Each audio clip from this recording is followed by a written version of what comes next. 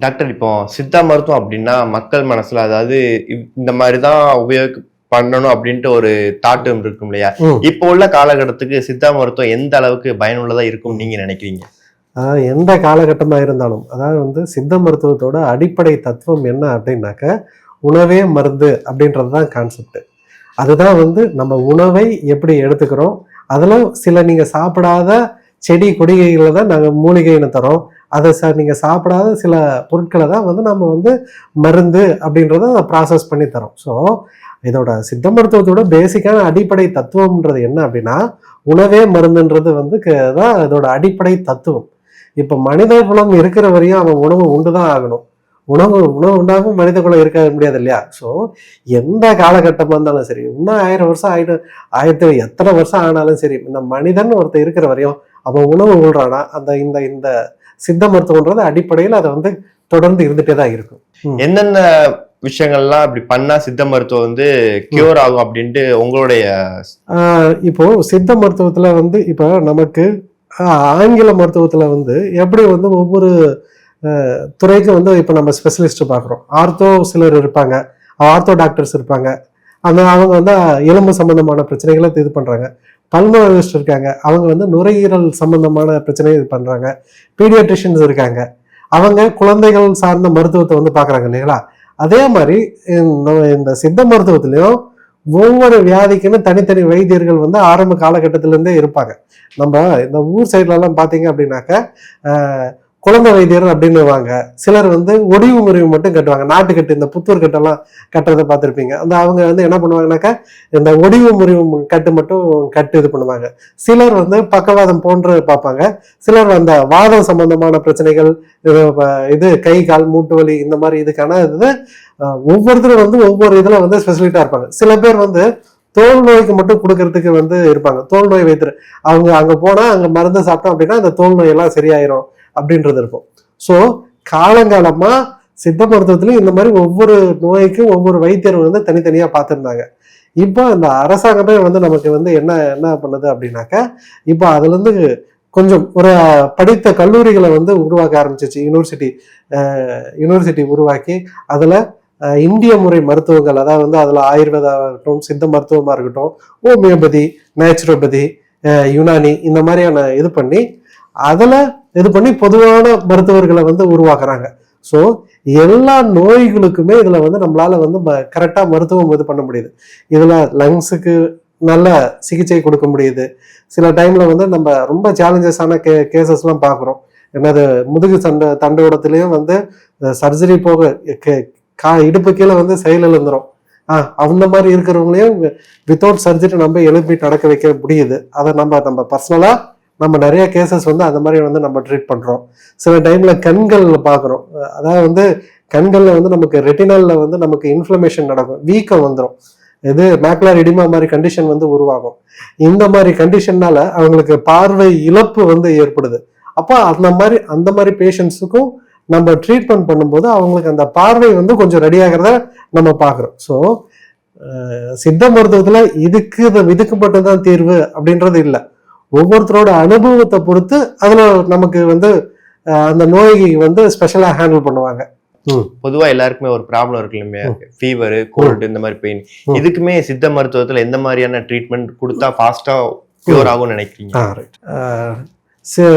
இந்த ஃபீவர், இந்த மாதிரி கோல்டு, காமன் கோல்டு, இதெல்லாம் எப்படி உருவாகுது அப்படின்னாக்க நமக்கு நல்லாவே தெரியும். ஒன்றும் வைரல் இன்ஃபெக்ஷனா இருக்கணும், இல்லை பாக்டீரியல் இன்ஃபெக்ஷனா இருக்கணும். இதெல்லாம் ஃபீவர் உடம்புல எந்த தொற்றுகள் இருந்தாலும் நமக்கு காய்ச்சல் தான் முதல் அறிகுறியா காட்டும். நம்ம உடம்பு அதை நோயை எதிர்த்து போராடுறதுக்கு இது முக்கியமா செயல்படுது.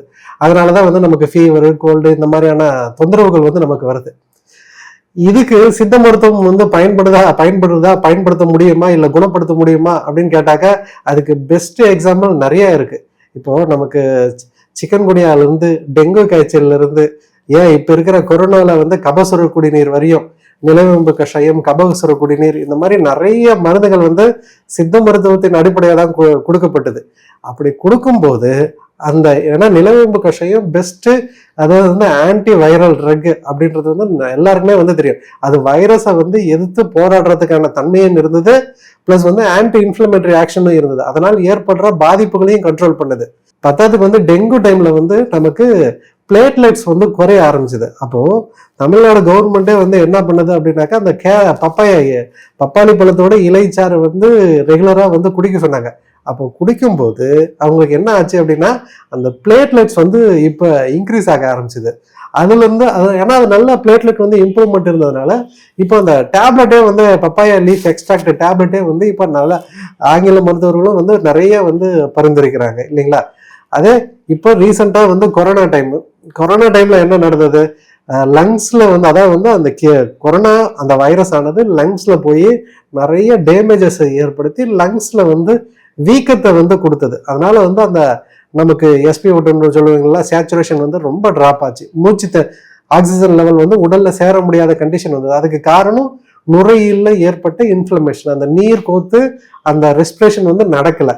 அப்போ இந்த கொரோனா டைம்ல இந்த கபசுர குடிநீர் என்ன பண்ணுச்சு அப்படின்னா, லங்ஸ்ல இருக்கிற இன்ஃப்ளமேஷன், அந்த கபத்தை வந்து நல்லா ப்ரிவென்ட் பண்ணுது.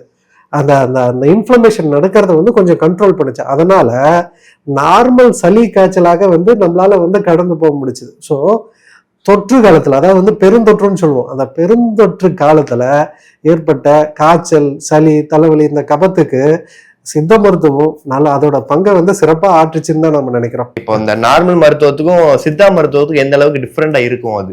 ரைட். அதாவது வந்து நல்லா தெளிவா யோசிங்க. அதாவது வந்து இப்ப பேரசிட்டமால்னு ஒரு மருந்து நம்ம கொடுக்குறோம் அப்படின்னா, அதாவது வந்து உங்கள் உடல், அதாவது வந்து ஆன்டிபைரட்டிக், அதாவது வந்து உடல் வெப்பம் அடைகிறத தடுத்து ஆன்டி இன்ஃப்ளமேட்டரி, இந்த மாதிரி அதுக்குன்னு ஒரு சில செய்கைகள் இருக்கு. ஆனா அது வந்து கிருமியை கொள்ளுமானா கொள்ளாது. இப்ப ஒரு வைரல் இருந்தது, இப்ப வைரல் இன்ஃபெக்ஷன் வந்தது, உதாரணத்துக்கு நான் சொல்றேன், கொரோனா காலகட்டத்திலே இருக்கட்டும், இப்ப வந்து வைரஸ் வந்து உள்ள போயிடுச்சு, அதனால காய்ச்சல் ஏற்பட்டது. அந்த சிம்டமேட்டிக்கை குறைக்கிறதுக்கு வந்து நம்ம பேரசிட்டமால் கொடுக்குறோம், ஆனா அது வைரஸை எதிர்த்து போராடல. அதே மாதிரிதான் சித்த மருத்துவத்துல நம்ம சில மருந்துகள் நம்ம கொடுக்கும்போது அது ஆன்டி வைரலாவும் ஆக்ட் ஆகுது. அதுதான் அதுல முக்கியம். அதாவது வந்து நமக்கு ஆன்டி இன்ஃப்ளமேட்டரியாவும் கொஞ்சம் ஆக்ட் ஆகுது, ஆன்டி வைரலாவும் அது ஆக்ட் ஆகுச்சு. புரியுதுங்களா? ஸோ நம்ம என்ன பண்றோம் அப்படின்னா, அந்த தொற்றுக்கும் சேர்த்து ட்ரீட்மெண்ட் கொடுக்குறோம். அது சித்த மருத்துவ முறையில வந்து நம்ம கொடுக்குறோம். சிம்பிளா சொல்லணும் அப்படின்னாக்கா, இப்ப நம்ம நிலவேம்பு கஷாயம் கொடுக்கும்போது அந்த ஆன்டி வைரல் ப்ராப்பர்ட்டி, அந்த வைரஸ் வந்து நமக்கு வந்து உடம்புல பரகாம கொஞ்சம் தடுத்தது. அது எங்கெல்லாம் போய் டேமேஜ் பண்ணுதோ அந்த இடத்த, அந்த டெங்கு வந்து நமக்கு எங்க பிளேட்லெட் கவுண்ட் எல்லாம் சிதைக்கிறது, அந்த வைரல் பெருகாதனால அதனால ஏற்படுற பாதிப்பும் கம்மியாச்சு.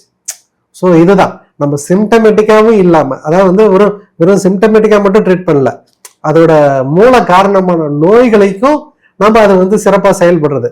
இது மூல காரணமான நோய்க்கும் கொஞ்சம் சேர்ந்து செயல்படுறதுனால அவங்களுக்கு அந்த பிரச்சனையில இருந்து முழுசா வந்து நமக்கு வெளிப்படுறதுக்கான வாய்ப்பு இதுல இருக்கு.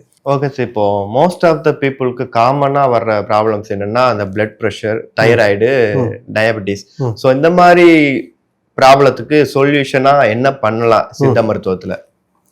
நான் சொன்ன மாதிரி, அதாவது வந்து சித்த மருத்துவம் அப்படின்றது உணவே மருந்துன்ற தத்துவத்தை தான் வந்து அடிப்படையாக இது பண்ணுது. இப்ப நீங்க கேட்ட மாதிரி சுகர் இருக்கு அப்படின்றத வச்சுக்கோ, அது எதனால வந்து நமக்கு அதிகமாகுது? ரத்தத்துல குளுக்கோஸ் ஆனது லெவல் வந்து, அதாவது வந்து பிளட் குளுக்கோஸ் லெவல் வந்து இன்க்ரீஸ் ஆகுது. அது வந்து செல்லுக்குள்ளார வந்து போய் சேர மாட்டிருக்கு. அதை வந்து சேர்த்துறதுக்கான பேன்கிரேஸ்ல வந்து இன்சுலின்றது ஒரு ஹார்மோன் செக்ரேட் ஆகுது. அதோட பாதிப்புனால இன்சுலின். ஸோ இந்த மாதிரியான பெத்தாலஜிக்கல் கண்டிஷன், அதாவது வந்து நோய் வர்றதுக்கான காரணம் இருக்கு. ஆனா சரி, அப்போ சுகர் வந்து ஒருத்தருக்கு வந்துருச்சு அப்படின்ற பட்சத்துல நம்ம என்ன செய்யறோம் அப்படின்னா, அந்த உணவு கட்டுப்பாட்டை மெயினா வந்து நம்ம இது பண்றோம் இல்லைங்களா. அப்போ நம்ம என்ன பண்றோம் அப்படின்னா, சுகர் பேஷண்ட்டுக்கு நீங்க எந்த சித்த மருத்துவர்கிட்ட போனாலும் டயட் பிளான் அப்படின்றத நம்ம சொல்லுவோம். சுகர்னாக்க இதை சாப்பிடுங்கப்பா, நார்ச்சத்து உள்ள உணவுகள் வந்து அதிகமா எடுத்துக்கோங்க, இனிப்பு மாவு சத்து உள்ள உணவுப் பொருட்களை வந்து தவிர்த்துருங்க, புரோட்டீன் வந்து கொஞ்சம் சேர்த்துக்கோங்க அப்படின்றத ஒரு டயட் பிளான் வந்து ஃபர்ஸ்ட் கொடுப்போம். அதுக்கு அடுத்தது எக்ஸசைஸ் வந்து நம்ம பண்ண சொல்லுவோம். இது உடற்பயிற்சிகள் வந்து நம்ம பண்ணுவோம். அது ஒன்று யோகாசனமாகவும் சரி, இல்லை வாக்கிங்கு, ரன்னிங்கு, இல்லை வந்து மற்ற உடற்பயிற்சிகள் ஏதாவது ஒன்று நம்ம செய்யும் பொழுது நம்ம உடல்ல இருக்கிற மசில், அந்த குளுக்கோஸ் ஆனது அந்த மசிலை போய் அடையும். அப்போ அந்த சுகர் லெவல் கட்டும். ஸோ அந்த லைஃப் ஸ்டைலே வந்து நம்ம கரெக்ட் பண்றோம். அது கூட நாம உள்ள இன்டர்னலா மெடிசன்ஸ் வந்து நம்ம நிறைய கொடுக்குறோம். சித்த மருத்துவத்துல மதுமேக சூர்ணம் மாதிரி சிம்பிளா சொல்லணும், எல்லாருக்கும் புரியுற மாதிரி சொல்லணும் அப்படின்னாக்கா ஓரிலை மூலிகை பிரயோகம் நாங்க சொல்லுவோம். ஏக மூலிகை பிரயோகம், ஓரிலை மூலிகை பிரயோகம் அப்படின்றத நம்ம சொல்லுவோம்.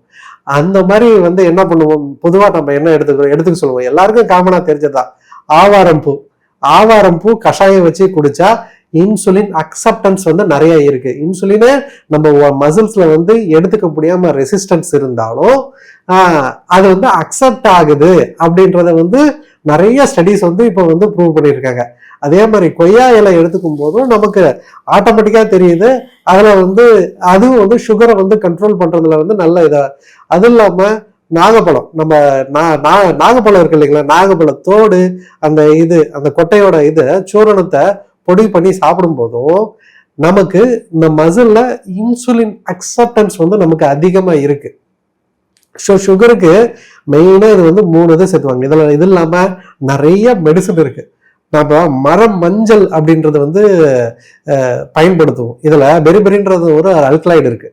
இந்த அல்கலாய்டு வந்து சுகர் கண்ட்ரோல் பண்றத நார்மலா இருக்கும். நார்மல் மஞ்சளுக்கும் மரம் மஞ்சளுக்கும் வித்தியாசமே இருக்கு. நார்மல் மஞ்சள் கிடையாது, மரம் மஞ்சள். இது வந்து வேறு மாதிரி இருக்கும். இது அடி தண்டு வந்து பருத்து இருக்கும், அந்த தண்டே வந்து மஞ்சள் கலர்ல இருக்கும். அதனாலதான் இது வந்து மரம் மஞ்சள். இதுல இருக்கிற பெரிபெரின்ற அல்கலாய்டு வந்து சுகர் கண்ட்ரோல்றதுல ரொம்ப முக்கியமான பங்கு வகிக்குது. ஸோ இப்போ இந்த பெரிபெரின் அல்கலாய்டை இப்ப எடுத்து டேப்லெட்டாவே கொடுக்குறாங்க. சுகருக்கு முக்கியமான மருந்தா வந்து பயன்படுத்திட்டு இருக்காங்க. ஆனா நாங்க சித்த மருத்துவர்கள் என்ன பண்றோம், அதுல இருக்கிற அல்கலாய்டுகளை வந்து பிரிச்சு எடுத்து கொடுக்கறதுக்கு பதிலு அந்த மரம் மஞ்சளா இருக்கட்டும், நாகக்கொட்டை சூரணமா இருக்கட்டும், இல்ல ஆவாரம் பூவா இருக்கட்டும், இதை நாங்க டைரக்டா பொடி பண்ணி அதை வந்து டைரக்டா சாப்பிடுங்க அந்த பயோ ஃபார்ம்லயே கொடுக்குறோம். அதுதான் அந்த பயோ ஃபார்ம்லயே கொடுக்கும்போது அது கண்டிப்பா வேலை செய்ய செய்யும்.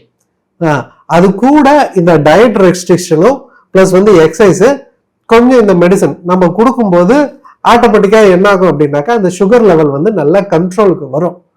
இதுல சிக்கல் என்ன அப்படின்னா சிலருக்கு வந்து ரொம்ப அதிகமா இருக்கும். அதாவது வந்து ரொம்ப எக்ஸ்ட்ரீம் இன்சுலின் கண்டிஷன் போட்டுட்டு இருப்பாங்க. அவங்களுக்கெல்லாம் உடனே இன்சுலினை கட் பண்ணுங்க, நாம இப்ப இந்த பொடி கொடுத்தா முழுசா தீரும்னு நம்ம சொல்ல முடியாது. ஸோ ஃபர்ஸ்ட் நம்ம என்ன இப்போ நாங்கள் படித்த மருத்துவர்கள் வந்து என்ன பண்ணுறோம் அப்படின்னா, நாங்களும் fasting blood sugar, post Prandtl, HbA1c இது எல்லாமே C-பெப்டைட் மாதிரி உள்ள டெஸ்டஸ் எல்லாமே வந்து நம்ம எடுத்து அவங்களுக்கு என்ன பிரச்சனை, அவங்களுக்கு வந்து இன்சுலின் ரெசிஸ்டன்ஸ் இருக்கா இல்லையா, ஸோ நம்ம இன்சுலின் எடுத்துட்டு இருக்காங்கன்னா எவ்வளோ டோசேஜில் வந்து அவங்க எடுத்துட்டு இருக்காங்க அப்படின்றது எல்லாமே அசஸ் பண்ணிட்டு இவங்களுக்கு இந்த டயட்டை கொடுத்த பின்னாடி, இந்த மெடிசன் கொடுத்த பின்னாடி 15 நாளைக்கு 20 நாளைக்கு ஒரு வாட்டி மானிட்டர் பண்ண சொல்றோம், பிளட் செக்அப் பண்ண சொல்றோம். குறைஞ்சிருக்கா, எவ்வளவு குறைஞ்சிருக்கு, அப்படி குறையிலையா, ஸோ நீங்க ஆல்ரெடி அந்த எடுத்துட்டு இருக்க மெடிக்கேஷனை வந்து கொஞ்சம் கண்டினியூ பண்ணுங்க, கம்பைன் பண்ணி கொடுக்குறோம். சில டைம்ல வந்து அப்படியே 1 மாசம் 2 மாசத்துக்குள்ள இந்த ரொட்டீன் வரும்போது ஆட்டோமேட்டிக்கா அவங்களுக்கு என்ன ஆகும் அப்படின்னாக்கா சுகர் லெவல் வந்து ஓரளவு கண்ட்ரோல்ல வரும். அப்புறம் கொஞ்சம் கொஞ்சமா படிப்படியா சித்த மருத்துவத்தையும் ஆங்கில மருத்துவத்தையும் கம்மி பண்ணி டயட்ல முடியுமா அப்படின்றத பாக்குறோம். இது எல்லாமே வந்து கண்மூடித்தனமாவும் பண்ண மாட்டோம். நம்ம இப்ப நாங்க படிச்ச மருத்துவர்கள் பிளட் டெஸ்ட் பண்ணி நம்ம கொடுக்குற மருந்துல இம்ப்ரூவ்மெண்ட் இருக்கா, அதுக்கு என்ன பண்ணலாம் அப்படின்ற ஒரு ஒரு ஒரு பிளானை வந்து சித்த மருத்துவத்தின் வழியா நம்ம போனோம். உணவு, வாழ்க்கை முறை, சித்தம் அதாவது வந்து மூலிகை பொருட்கள் சார்ந்த மருத்துவம், இதை வந்து பிளான் பண்ணி கொடுக்கும்போது அவங்களுக்கு நல்ல ரிசல்ட்ஸ் வந்து இருக்கு. காமன் கோல்டுக்கு கேட்டீங்க, அந்த காமன் கோல்டா இருந்தாலும் இப்ப சளிக்கு உண்மையிலே வந்து நல்ல எவ்வளவு இருமல் இருந்தாலும் ஒண்ணும் இல்லை, பால், மஞ்சள், மிளகு, பூண்டு இது 3ம் தட்டி போட்டு நல்லா கொதிக்க வச்சு காலையில் ஒரு டம்ளர் சாயந்தரம் ஒரு டம்ளர் இந்த சளி காலத்தில் குடிச்சிட்டு வந்தாங்கன்னா அந்த இருமல் நல்லா கண்ட்ரோல் ஆகுது, சளி வந்து கண்ட்ரோல் ஆகுது. இது ஒன்றும் பெரிய மருந்தெல்லாம் கிடையாது, இது உணவுப் பொருள் தானே.